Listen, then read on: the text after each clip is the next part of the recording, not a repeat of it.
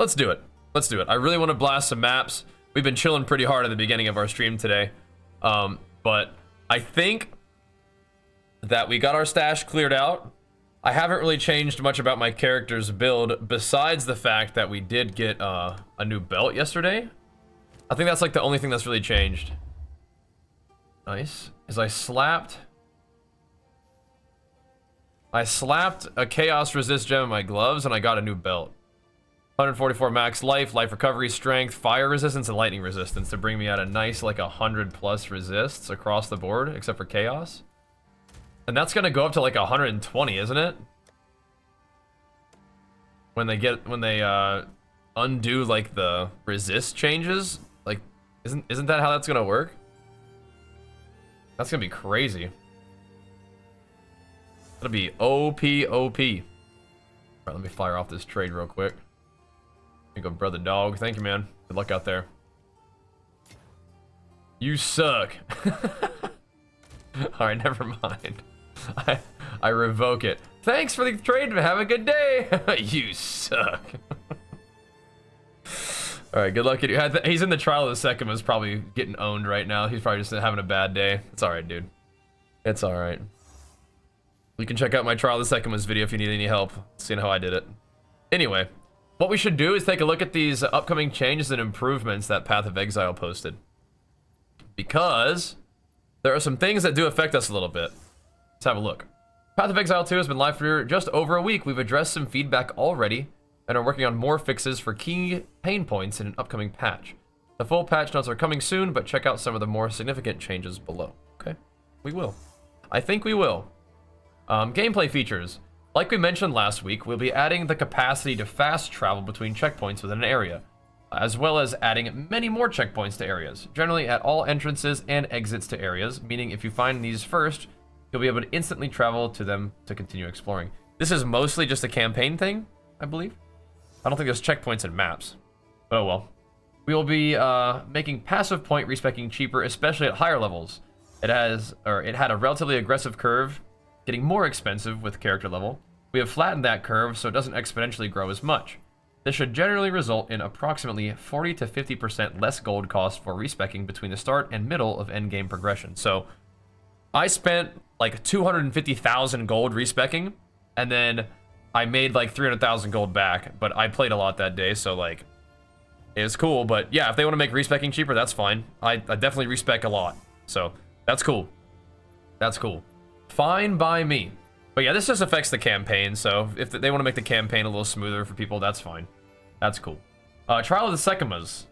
Players were finding the Trial of Sekhemas particularly frustrating in close range. Yeah, that guy definitely looked like he was struggling, perhaps. So we've reworked how honor damage scales when in close range, as well as fixing an important bug that was causing players to take far too much honor damage from damage over time. I noticed that. I got shredded by that Scorpion's poison. Like the one run that we made it there and failed feels bad, man. But we got it done. But still, if they want to make it a little easier, that's fine. A lot of these changes are kind of nerfing the game a little bit, and I have enjoyed the challenge quite a bit. I thought it was cool to have something that was tough, that you had to prepare for, play well for, and overcome, and then feel really satisfied. But if that's not what they're looking to do, then it's a little bit overtuned from what they have in mind, and they want to make it easier. I mean, I guess. I mean, you know what? It'll be nice when we go for our 4th ascension. I'll probably be singing a different tune. I'll be like, man, thank goodness they nerfed this, right? But anyway, honor damage now scales down based on distance to enemies. When in close range, you'll take 35% less honor damage, tapering off as you are further away from monsters. So melee being in there, mixing it up, you take less honor damage from that, which is cool. Fixed a bug where damage over time was dealing thrice as much damage to honor as intended, and fixed a bug where honor resistance was only applying to 2/3 of that damage. This was confusing for us too. Yeah, interesting. Skitter golems no longer use basic attacks and instead now just explode. Serpent Clan's burrow and ambush attack. Yeah, that one was definitely one that was taking a lot of honor away from me. Now is improved visual telegraphing and cannot be used from as far away. Cool. And volcanoes created by a Rattle Cage's Fissure Slam now last half the duration. Okay. So they kind of nerfed the beginning of it, especially. Was just with Rattle Cage, so that those early ascendancies are easier, but the dot one means that the Scorpion will not be as busted as it was before. Although we did it, and a lot of you guys did too, so props to us. Endgame and monster balance. Generally, the balance of endgame maps was more punishing than intended. I mean, I kind of liked that, though. So we've toned down the damage a number of ways and disabled a certain on-death effect where telegraphing was not as clear as it should have been. Yeah. So I found maps to be challenging but fun. I like having to really build my character specifically to like not just get absolutely one-shotted by chaos damage, and then I felt pretty okay. But again, if they want to make it a little easier, this is like the thing about Path of Exile is I'm like talking about how the game, I don't want it to be too easy, but I'm just like running like tier 15s as blue right now, right? So there are lots of ways to scale the challenge and reward of Path of Exile, and so I need to be like, I need to chill out thinking that I'm like, don't nerf the game too much because I'm just getting started, right? So you can make the game crazy strong later on, and so this kind of helps balance out their vision for it. That's fine. So maps no longer have additional elemental resistance penalties inherently applied at tier 6 and tier 11 or higher maps. It is now consistent across all of the endgame. So do you think that means that we're gonna like just have plus 20 like resists now? So where I have 100 all across the board, it's gonna be plus 20. So I'm gonna have 120, which will be giga capped if that's the case, and we can maybe invest our stuff differently. But I don't know. We'll see. We'll see. I think it's the res at tier 12 maps. Yeah, I don't know. I'm not sure what that means, but either way, we should be good on resists, I think. The one thing I'll say about resists is that I absolutely hope that they add the ability to change your little potion from the Act 3 Cruel, so I could go to Chaos Res instead of all stats. I hope they do that. Chaos damage now also scales less aggressively over the end game. Chaos damage was crazy, but I was gearing against it, and that was kind of an interesting challenge that I recognized as like, chaos damage is the problem at endgame. Address this for me to address, not necessarily the game, but if it's more than they wanted, sure. Critical strikes for monsters now deal 40% less bonus damage. Cool. Lower the baseline monster density of breach encounters, primarily by reducing the frequency of the elite monsters appearing. That's actually, I mean, like, if your build can handle it, like, that's a nerf to you. But oh well. Disabling the volatile crystals modifier. We'll revisit this in the future, depending telegraphing improvements. Yeah, it's just the chaos crystals on the ground just exploding. It was annoying. I thought the purple explosives created by the volatile plants modifier on rare monsters now deal significantly less damage. I think that one's more annoying. I'd rather them delete that one from the game, but that's fine. The Siphon's flask charges modifier on monsters now drains 10 times less flask charges per second.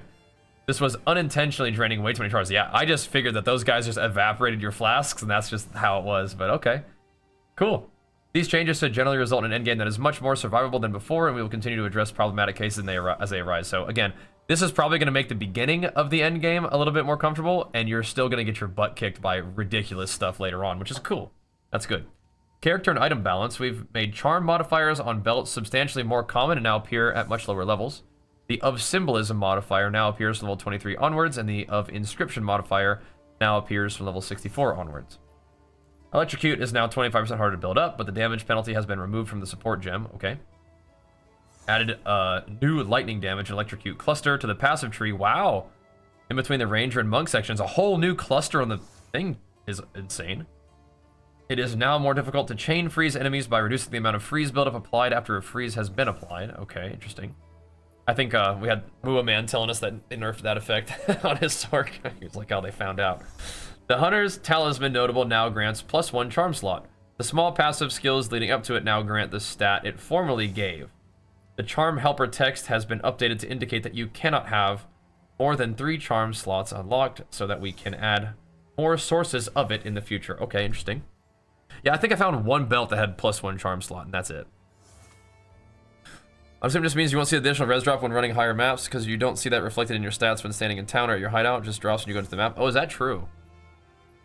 I definitely noticed it just sitting in town, personally.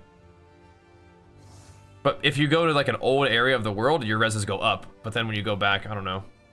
I think my resistances in my hideout are what they are in the maps. Maybe it just has to do with like what the last map you went into was or something. Anyway, skill and support gem balance. Since launch, we've unfortunately had to nerf a few skills that were far too overpowered. How do we define overpowered? Basically, it's a situation in which certain skill is so powerful that players feel no other method of playing the game is viable. Generally speaking, We are trying to do this in a way that doesn't make a build bad, but we can make mistakes. Ideally, any truly meta-shifting changes will only happen at the same time as content patch the new league to play in. Yeah. A lot of people are pretty sad when their busted build gets nerfed, I feel you. But doesn't mean we haven't been looking at underpowered skills and support gems. We've got a number of changes planned, which should improve some of these skills. The full list of changes will be in the patch notes, but here's a sample of what you can expect. So, improvements to Rolling Slam and all shield skills in the Mace section. Cool. That's pretty nice.